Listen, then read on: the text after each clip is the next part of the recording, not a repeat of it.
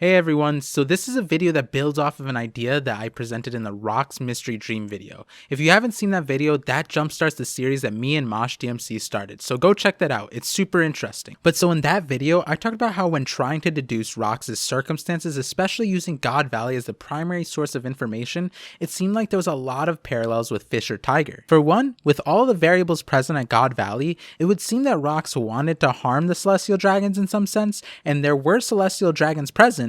The situation warranted Garp to team up with the pirate Roger, which is something that he felt disgraced for having to do, but he was even more upset because he didn't like the idea of having to protect the Celestial Dragons, but Garp's sense of peace is that as long as no blood is spilled, I'm willing to call it peace. This would imply that Rocks was enacting his plan or mission through some sort of violence, which is why despite Garp greatly disliking the Celestial Dragons, Garp had to counter Rocks' activity. Post their activities, both Fisher Tiger and Rocks were labeled pretty much the same thing, criminals for their behavior. We don't know the details of what Rocks was doing, but Sengoku said he had open hostilities with the world government. Fisher Tiger was attacking ships and freeing slaves, which were considered property of the world government. That could be described in pretty much the same light as what Rocks was doing. Now, one of the most interesting details is that, noted by the Navy, they were surprised that none of the Yonkos ever mentioned the Rocks pirates, and that the Rocks pirates were never publicized. On the Navy's end, they covered it up because it was more convenient to letting them know that pirates and Navy had to work together. The world government wanted to hide the island that it took place on, and it wiped it from all maps and pretty much existence.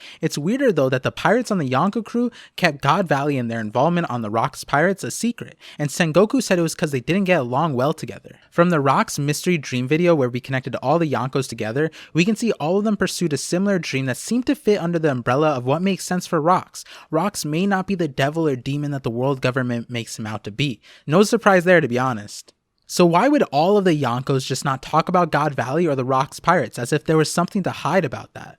And then the Fisher Tiger story connected back here again because they had to hide the truth surrounding Fisher Tiger's death, and they never talked about it really ever again. Arlong specifically had to perpetuate a lie around the circumstance, and Jinbei only told King Neptune and Queen Otahime, and then years later the Straw Hats. The truth was Fisher Tiger could have survived, but refused to survive by human blood because he was a fishman and held deep resentment for their kind despite wanting to free slaves of all kinds, and the greatest embarrassment for him he thought would tarnish his reputation was that he himself was enslaved by the Celestial Dragons. So all of this got me thinking, what if Rocks D. Xebec was also enslaved and he shared the same embarrassment that Fisher Tiger had? He didn't want to tarnish that reputation, and the rest of the Rocks crew respected that. And that's why, as we highlighted in the Yonko video, that all the Yonkos from the Rocks pirates seem to forbid slavery to a certain extent, though the more violent ones have other methods of enforcing subservient behavior out of their denizens.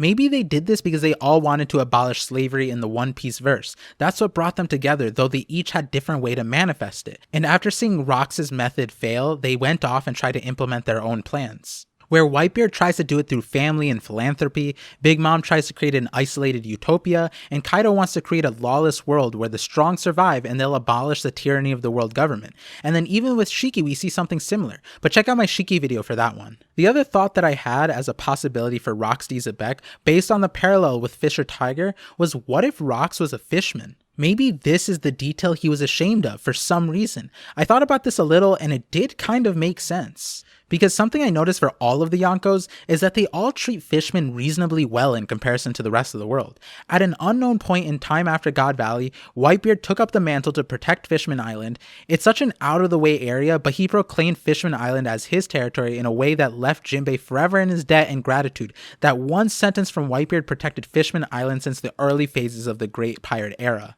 It's said that Prime Whitebeard and Prime Neptune were friends, but even that shows an unusual level of acceptance for fishmen, especially in earlier times, when less was known of fishmen. Then what's interesting is after Whitebeard died in Marineford, Blackbeard filled the vacuum of Whitebeard's territory and absorbed most of those territories, but Fishman Island was protected by Big Mom, who's another former Rocks pirate. What's really interesting here is that Fishman Island was unable to give Big Mom her tribute, and she seemed to burn down the last place that couldn't meet her demands with no remorse, but instead she decided to call them.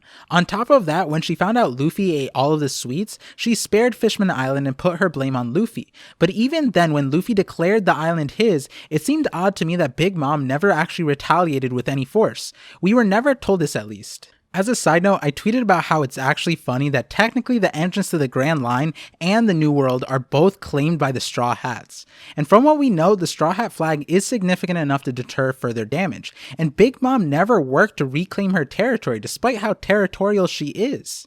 It feels like she has a preference for Fishman Island for some reason, like she doesn't actually want to hurt them. She seems to respect Jinbei a lot also. Despite the losses that Jinbei and Fishman Island had incurred, Big Mom still protected it. She didn't really do much. I wonder if it's because possibly her former captain was maybe a fishman? So the last person to talk about is Kaido. There aren't really known ties of him and Fishman Island, but we recently found out that Jack was a fishman this whole time. It honestly feels like Kaido gives Jack preferential treatment. Like, Jack has failed so many times, but Kaido loves him as a son, and way more than Yamato it feels. Is this preferential treatment because Kaido has a soft spot for fishmen? I mean, technically Kaido is a fish too, since he ate the fish fruit, which we aren't sure where or how Big Mom got it, but she said, "On the day rocks fell into ruin at God Valley, I gave you that legendary model of the fish fruit."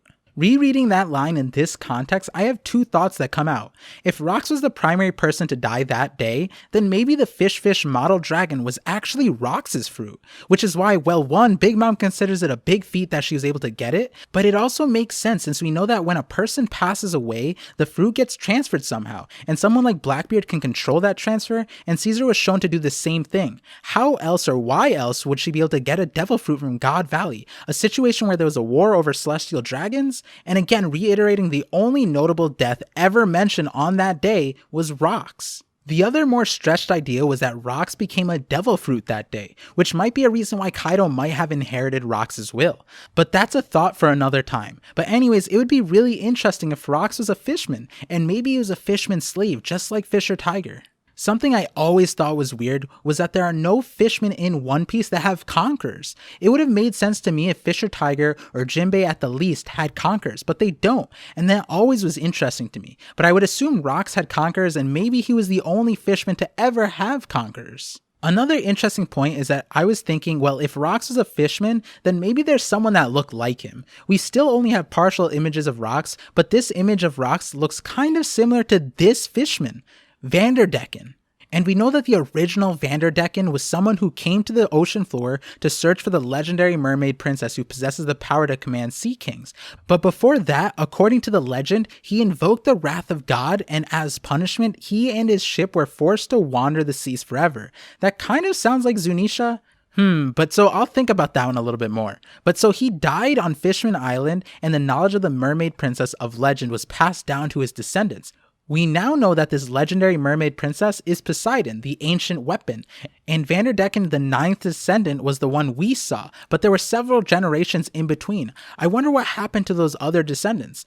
And apparently this was even mythology to Brook, who lived long before everyone else. One last detail here is that Rox is supposedly a D-clan, and there haven't been any known non-human D-clan, only giants with a D. So if Rox were a fishman, he'd probably have to be a hybrid, which again might be the secret that the remnants of the Rox Pirates never spoke of. Or maybe he was a celestial dragon and a fishman hybrid? There's so much that can be done. While thinking of Rox D. Xebec and his legacy, I was thinking maybe he wasn't actually a D-clan, but the world government labeled him that to further demonize him. It's weird that they would label him a D, but also at the same time hide Gold D. Rogers' real name. And we know for a fact that the world government does play around with the details of history to their own benefit. So just like the way they try to hide D-Clan's popularity in the world, I wouldn't put it past them to further demonize the D-Clan in this way. All that being said, Roger's name comes up again because you can't talk about God Valley and Rox without talking about Roger. Like, why did Roger counter Rox in the way that the story is told? From what it feels like, Rox might be more similar to Fisher Tiger and Luffy, and not actually the great evil that the world government makes him out to be. But Roger is a puzzle piece I'll piece together at another time. In any case, it'll be exciting to see what happens as we learn about Rox. I hope you enjoyed this video, and as always, thank you for connecting with me, and I look forward to connecting with you all on the next part of Vision.